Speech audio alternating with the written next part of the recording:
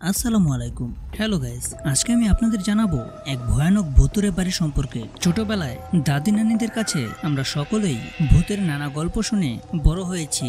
সেই থেকে ভূত বা ভূতুরে বাড়ি সম্পর্কে শুনেছি হাজারো গল্প। আধুনিক পৃথিবী যেভাবে ভূত প্রেতের অস্তিত্বকে অস্বীকার করে চলে, সেখানে পৃথিবীর প্রায় সব দেশেই এখন অবধি ছড়িয়ে থাকা শত শত ভূতুরে জায়গা কৌতূহল জাগায়। তবে বাস্তবে হয়তো কখনো জনশ্রুতিতেই গড়ে ওঠে এমন অনেক ভূতুরে বাড়ি বা জায়গা। কোনোটিতে থাকে চমকপ্রদ রহস্য, যা এই জায়গাগুলোকে ঘিরে তৈরি করে ভূতুরে আবহ। আর এর কোনোটাই যখন শক্ত দলিল প্রমাণ দিয়ে বোঝা যায় না, তখনই জমে ওঠে আসল মজা। এরকমই কিছু জায়গা কিন্তু বাংলাদেশের নানা প্রান্তেও ছড়িয়ে ছিটিয়ে আছে, যা নিয়ে গা ছমছমে গালগল্প চলে এই স্যাটেলাইট আর ইন্টারনেটের যুগেও। আজ জানাচ্ছি সেরকমই একটি ভূতুরে বাড়ির গল্প।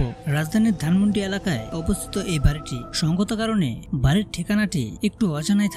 ওই বাড়ির সত্যতা জানার জন্য সেই বাড়ির ঠিকানায় হাজির হলাম ভর দুপুরে। বাড়িটি আগে থেকেই চিনতাম, তাই খুঁজে পেতে খুব বেশি ঝামেলা পোহাতে হয়নি। ঝামেলাটা হলো বাড়ির ভূতুরে গল্প আদৌ সত্য কিনা সেটা জানতে গিয়ে। বাড়ির পাশের চায়ের দোকানের মামা থেকে শুরু করে বাড়ির দারোয়ানের প্রতিটি কথাই ছিল রহস্য। তাদের কথা শুনে প্রসঙ্গ এড়িয়ে যাওয়ার কৌশলে আজ করতে পেরেছি ঘটনা সত্য। বাড়ির ভাড়াটিয়ার আত্মহত্যা। এই বাড়িতে ভাড়া থাকা প্রায় সব ভাড়াটিয়াই বিভিন্ন অদ্ভুত বা ভূতুরে কাণ্ড কারখানার সম্মুখীন হন। অনেক সময় গভীর রাতে, যেমন রাত 1টা বা 2টার দিকে বাড়িটির ফ্ল্যাটের বারান্দায় রাখা দোলনায় কাউকে দুলতে দেখা যায়। ঘটনাটি দেখেছেন এমন লোকের সংখ্যা কম নয়। এছাড়াও বাড়ির রুমে অনেক সময় নাকি গভীর রাতে কারা হইচই করে, কিন্তু তৎক্ষণাৎ রুমে গেলেও কাউকে দেখা যায় না।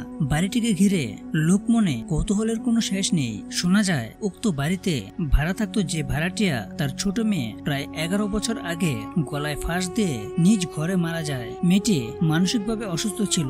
এই আত্মহত্যার পর থেকেই এমন অদ্ভুতুরে কার্যকলাপ শুরু হয়। অমাবস্যায় কালো কুকুর। প্রতি অমাবস্যায় রাত 12টা থেকে 3টা পর্যন্ত একদল কুকুর দল বেঁধে বাসার সামনের রাস্তায় চক্কর দেয়। অনেকেই সেই কুকুরের দলকে দেখতে পেয়েছেন। এটা আর নতুন কি, কিন্তু আশ্চর্যের ব্যাপার হলো তারা শুধুমাত্র অমাবস্যার রাতেই উপস্থিত হয় এবং সারা মাসে তাদের আর দেখা যায় না। কয়েক যুবক মিলে একবার রাত করে তাদের দেখার জন্য প্রস্তুতি নেয়। তাদের মাঝে 2 জন কুকুরের কামড়ে মারাত্মকভাবে আহত হয়। যুবকদের প্রায় সকলেই একটি রেডিও স্টেশনে স্বীকারোক্তি দেয় যে সেই সব কুকুরগুলো কালচে বর্ণের ছিল, কারণ অন্ধকারে তাদের স্পষ্ট দেখা যাচ্ছিল না। তারা একটি ছন্দ মিলিয়ে এক লাইনে হাঁটছিল এবং তাদের প্রত্যেকের চোখ থেকে এক প্রকার নীলচে আভা বের হচ্ছিল।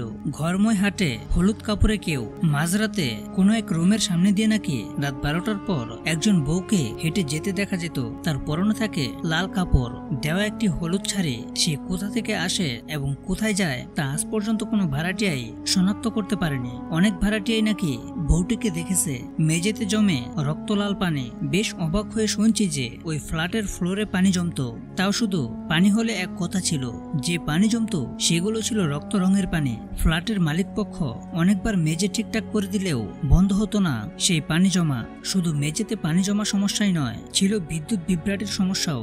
এতক্ষণ যে বাড়ি নিয়ে এত গল্প হলো, সেই বাড়িটির প্রতিটি ফ্ল্যাটে কিন্তু এমন ঘটনা ঘটে না, ঘটছে শুধুমাত্র একটি ফ্ল্যাটকে ঘিরে। সেই ফ্ল্যাটে এখন আর কোনো ভাড়াটিয়া থাকে না। মালিক পক্ষও এখন আর সেই ফ্ল্যাট ভাড়া দেয় না। শেষে সেই বাড়ির দারোয়ানের একটি কথা দিয়ে শেষ করছি, ভূত মানতে গেলে দেখা যাবে আপনার সাথেও ভূত আছে। কথা শুনে মনে মনে হেসেছিলাম। রাস্তায় যেতে যেতে যেমন ভেবেছি, ঠিক লিখতে লিখতেও তেমনটাই ভাবছি। সত্য আমার সাথেও কি তাহলে ভূত আছে? তো বন্ধুরা, প্রতিনিয়ত এরকম নিত্য নতুন ভূতের গল্প শুনতে চাইলে এখনই ভিডিওতে লাইক দিয়ে কমেন্ট করে জানিয়ে দাও। আর ভিডিওটি ভালো লাগলে চ্যানেলটি সাবস্ক্রাইব করে দাও।